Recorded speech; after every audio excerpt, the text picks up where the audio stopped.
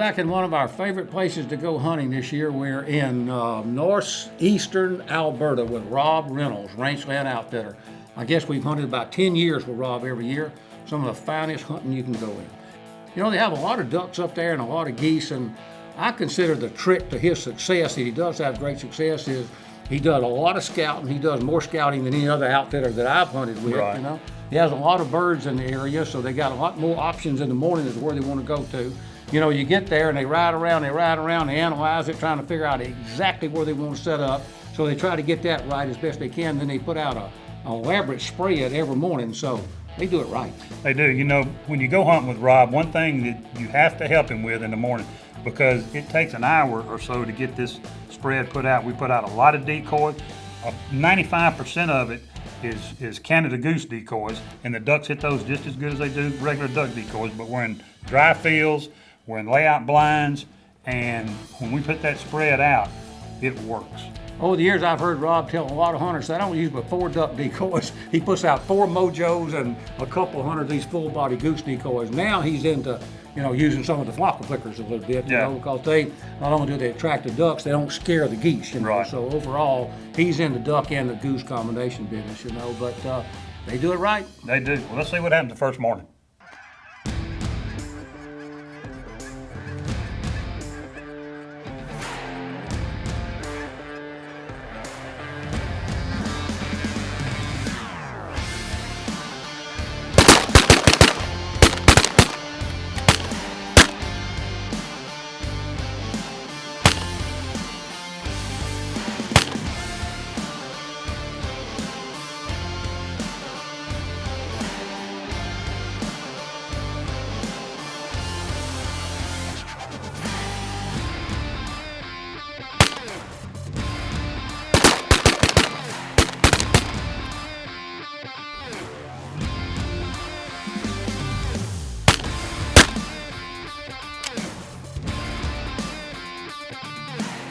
It was fun. We had a big group of Canadas come in, and they kind of all mashed up, and just at the last second they maybe pulled up a little bit, but we got them. It was awesome. Big group. Nothing more fun than just big numbers of birds coming. Right on. Let's do it again.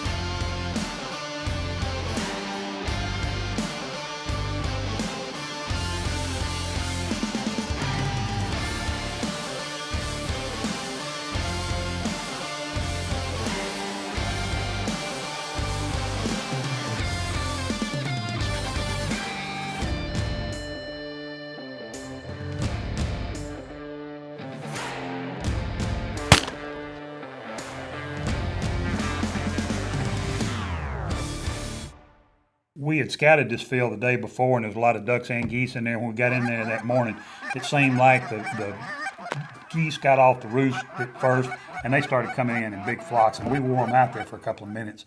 And later in the morning is when the ducks started coming in, but we had a heck of a shoot.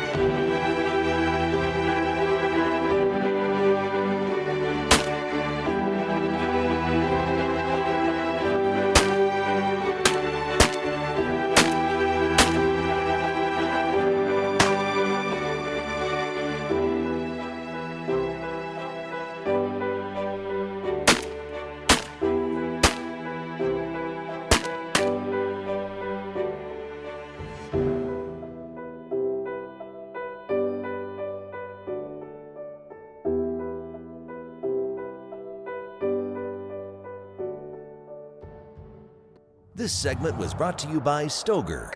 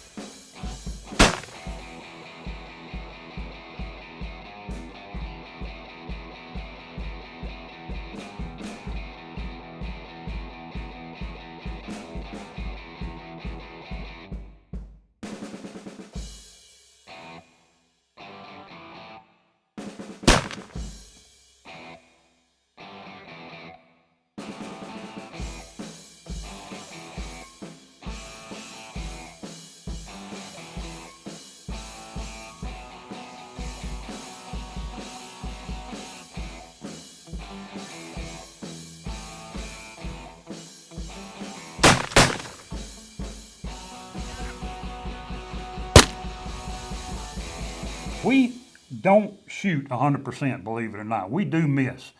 And sometimes Nate has got what he calls the top 10 not so good shots. So we're going to show you one. Tell us a little bit about that shot. Let me start making some excuses right off. You know, down in Louisiana, in Mississippi, where you're from, we don't hunt out of layout blinds. No. You know? We don't dry field feed. We usually sitting in some kind of blind or standing up in the bush or something like that. So if you hadn't done it in a year and you go up there the first morning, getting up out of that layout blind, and Yeah. it's not easy. Annette was up there hunting with us, and we kind of keep her in the middle. You know, you're on one side of her, I'm on one side, so she's kind of in the middle. So we said, Annette, this is going to be yours. What do you think about that? You know, she's a good hunter. Oh, yeah. And she's a pretty good shot, you know, and if you just stand out there shooting, you know. But we've done that to quite a few people, and if they're not real experienced hunters, which she's not, you know, and something's coming in and you wait to the last minute and you say, okay, it's all you. Yeah. Almost everybody's missed when that's happened, Oh, I but know she I lets have. this goose with a wingspan this wide land right in front of her and, you know, misses it. How you do that? I don't know. It could have been 5. I think it was too close because I don't think that goose was over by 5. I bet he saw his life coming to an end. And then when she missed, he said, thank you, thank you, thank you. Off he went. Nobody else even tried. We're going to be in trouble, Mike. We are.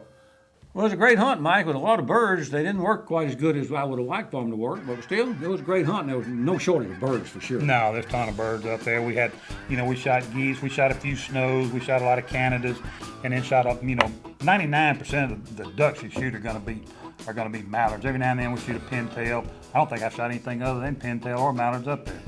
But it was a good hunt. So generally what we do on the end of these hunts, we'll get everything packed up, put it back in the trailer, and head back into town. They've got a really nice place there in town that they own. It used to be a restaurant there, open to the public, and they've closed it down, and they use it kind of as the whole family uses it as their corporate office. They have a couple of different businesses they run out of there, but they also run this restaurant out of there that's strictly for the hunters. And they redid it this past year, and I tell you what, it's super nice. We do 2 meals a day there. After the hunt goes in, we go in, we eat what we call breakfast, but now it's a expanded breakfast, kind of breakfast lunch type thing, more Right. than you could ever eat, and then usually you're gonna go out and hunt in the afternoon, like you're usually gonna kill more ducks than geese or more geese than ducks, and so it's gonna leave something on your limit Right. of one or the other, if not both. So we go out and do an afternoon hunt, and you don't get back in there until after dark, usually on one of them kind of hunts, and then they have the spread. The coup de grace is there that night. This is duck that was shot today, and we're putting it in salt and pepper and flour, and then we're going to fry it. And we don't want to overdo it.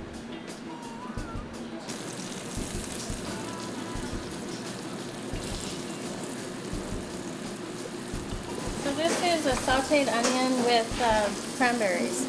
And you saute the onion in butter and just put a little bit of cranberry, dried cranberries, and it softens up really nice and blends well with the duck.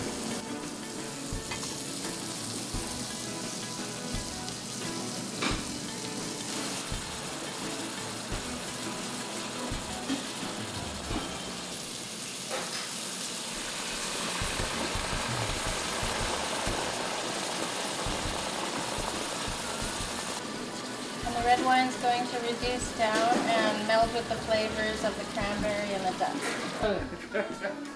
What is that?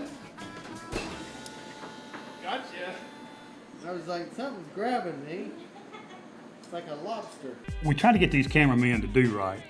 And Jared and I were up, y'all were out, I think y'all were out predator hunting that afternoon. So Jared and I were gonna go over and do a little around the new restaurant and the upgrades and the renovation they'd make. So he was flying the drone out around the back of it. Well, I'm standing there just kind of making sure he's doing everything right and checking everything out. Just take a look what he does to the drone.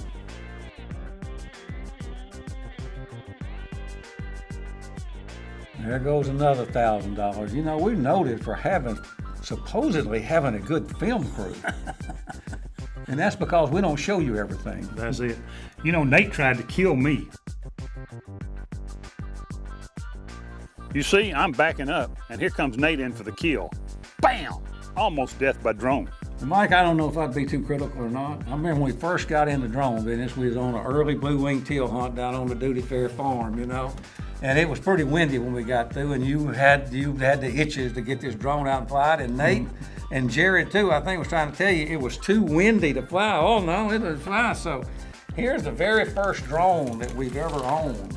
And what happened was that Mike flew it. I don't remember me flying that. Mike flew it. I got witnesses against the thing, and we looked, and he crashed it in the water. And we looked and we looked and we looked. We never found it. The next spring, I'm driving along there on my four-wheeler, kind of checking to see what we need to do for preparing our duck field. And I see something that don't look right. And I stop and back up, and I come dig this thing out. And when I told Nate, he said, "Well, how about that waterproof GoPro that's on the bottom of it?" And I said, "Well, I didn't go see It write it that, off by then, so we lose GoPro footage, drone, batteries. I went back and looked for it, but I never could find the hole that came out of it again. Well, the good thing about it, Jared's done it, Nate's done it, and I've done it. These things are pretty expensive back on the first one, you know. You're not lying. You're not lying. And all of them. Well, Nate's and Jared's were usable.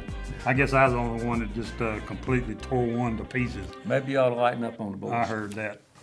Well, this is our last morning here in Alberta, the grand finale, as they call it. We came to a place quite a distance from any place we've been hunting, but the scout's been watching these ducks, he said, for 2 or 3 weeks. Nobody's messed with them, so I don't know.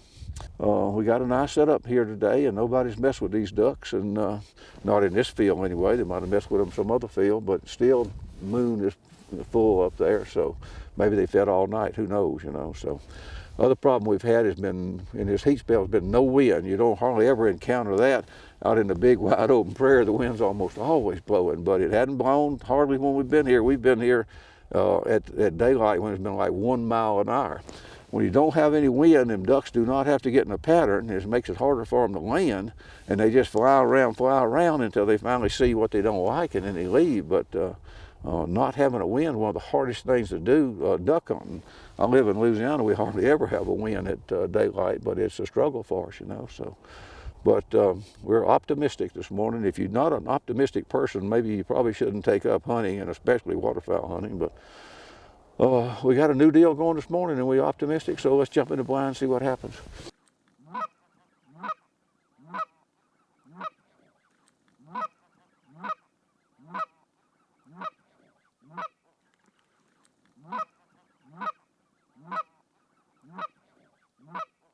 Kill him there.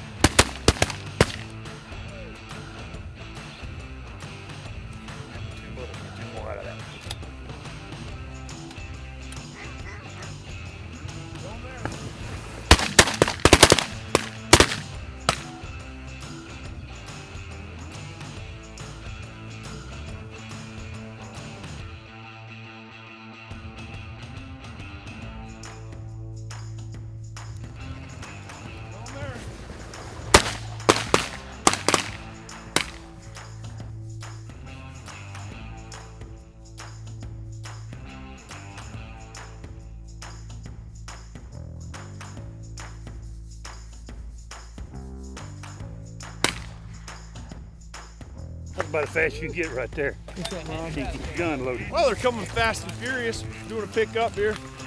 Seeing what we got. Loving it. Well, we got to work it this morning. What we've been waiting on.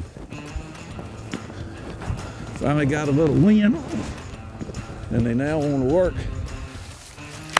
Well, that is action-packed.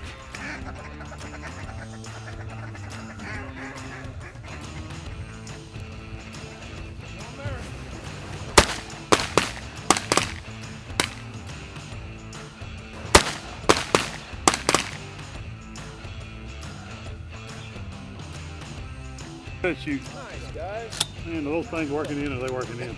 Come on.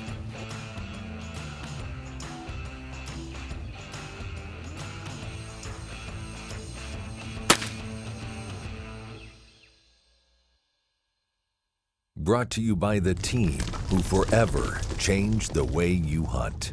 MOJO Outdoors.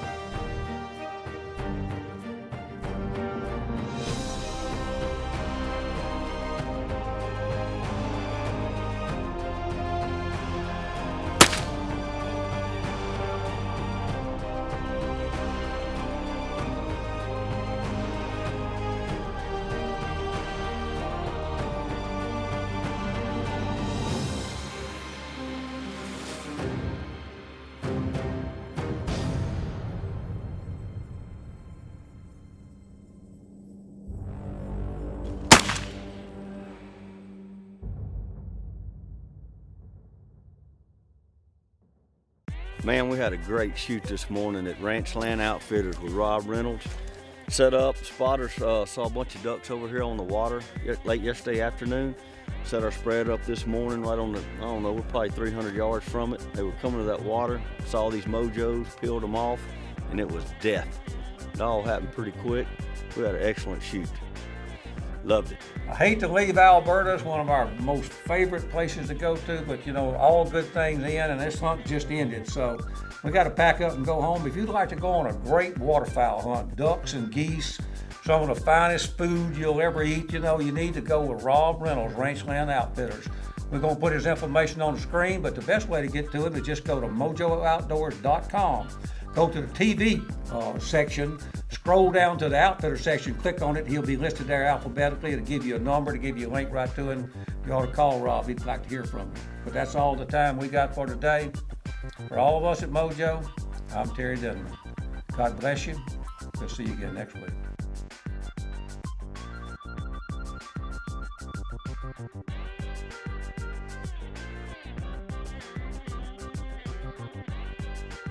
All hunts seen on MOJO TV are fair chase.